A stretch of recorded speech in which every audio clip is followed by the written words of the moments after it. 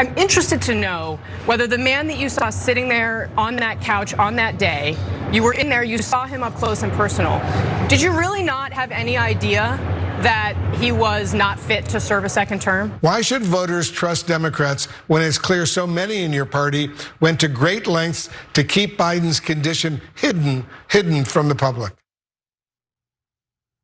You know, they hate these questions. Tuesday, Senate Minority Leader Chuck Schumer asked about the cognitive decline of President Joe Biden. Yesterday, House Minority Leader Hakeem Jeffries also asked the same question. Let's give you Schumer and Jeffries now. Casey, we're looking forward. We have the largest Medicaid cut in front of us. We have the whole federal government at risk. You're facing all of this because you lost a presidential election. And is that not Joe Biden's responsibility for deciding to run again? We're looking forward. That's it? That's it. And we're not looking backward, we're going to continue to look forward, because at this moment, we've got real problems that need to be addressed on behalf of the American people, including the Republican effort to snatch away health care, snatch away food assistance, and hurt veterans. It's unbelievable. Moments after Schumer's appearance on CNN, Chuck Todd went ballistic on the senator. Here's that clip. He is among the people that are responsible for this. The leaders of the Democratic Party, the staff of the White House. And I have to say, I find everybody now talking to these authors, get out of here, go home. You're part of the problem. Now you tell us. So I find, the reason why the Democratic Party has less credibility today. Here's an unpopular president, and the Democratic Party has a worse rating than the Republican Party with this catastrophic governance that we've seen over the last 120 days. And yet, why is the Democratic Party in worse shape? Because of this distrust. Now, it's also worth noting that according to Original Sin, the upcoming book by Alex Thompson and Jake Tapper, Schumer had insight into Biden's declining mental state. Examples.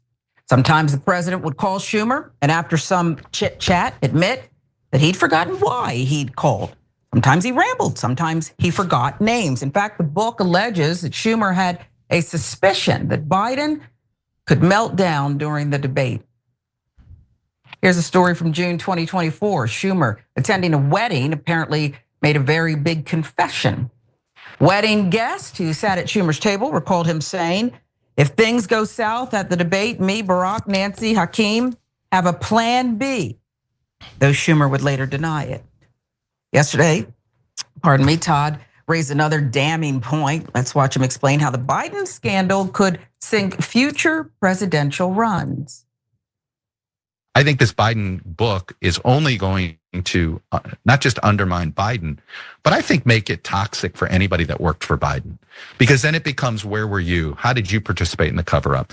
Pete Buttigieg, this may mean something for you. All of these cabinet secretaries are now going to have to answer for all of this. And I do wonder if it's going to make anybody that touches Biden persona non grata, not just anybody directly in the Biden world.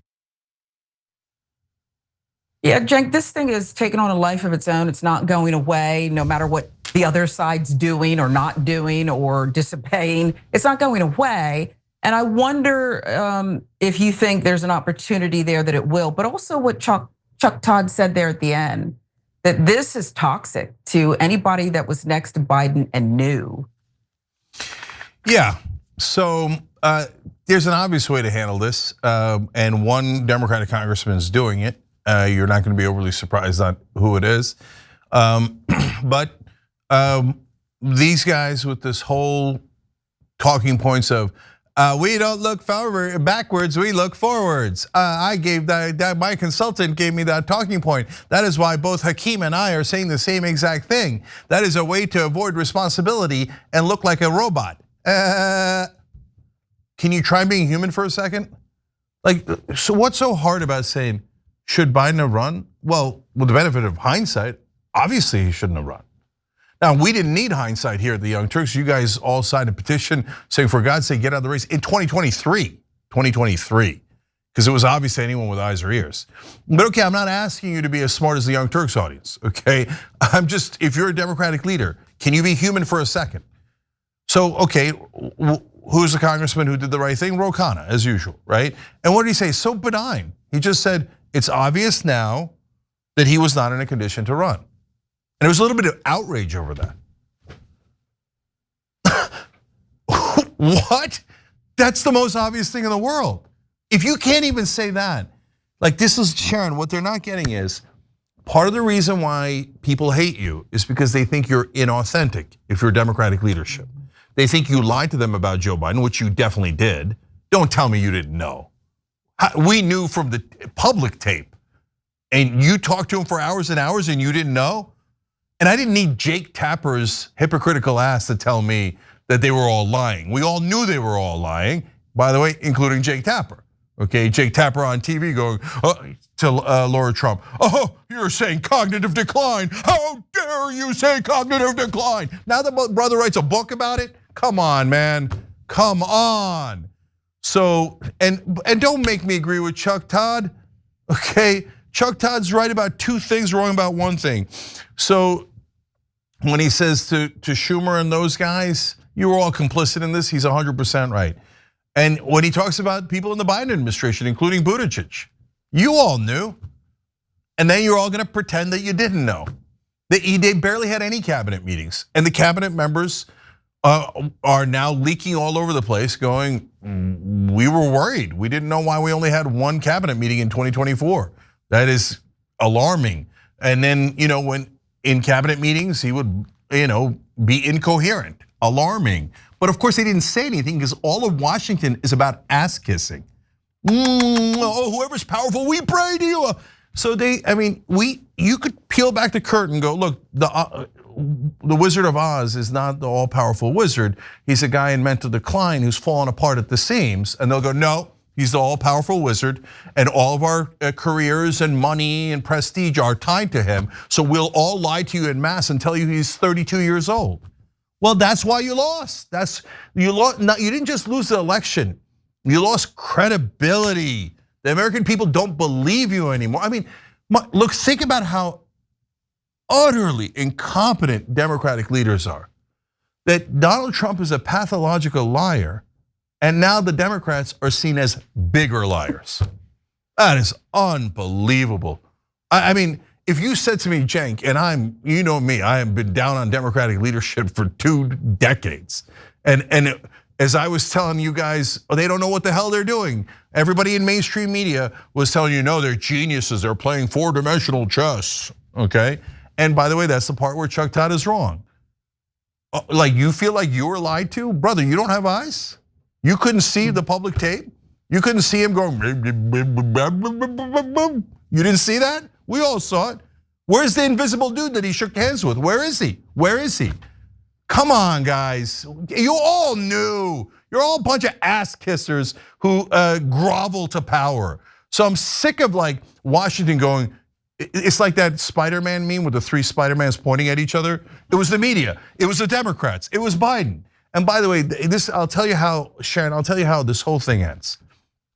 Both establishment Democrats and mainstream media will eventually come back together because they're the same thing.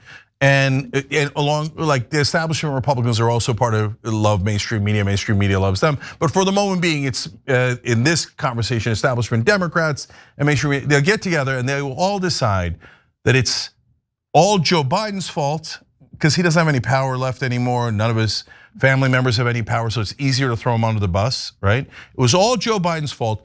And they'll conclude at the end that they're all innocent, that none of the politicians are guilty. And by the way, when Buttigieg is running, I guarantee you this. So here we are in the year 2025.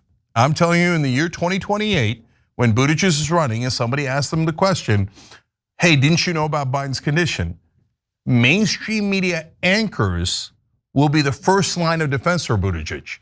And they will say that that's an outrageous question, an unacceptable question, and that you're not allowed to ask Buttigieg or anyone else about whether they knew about Joe Biden.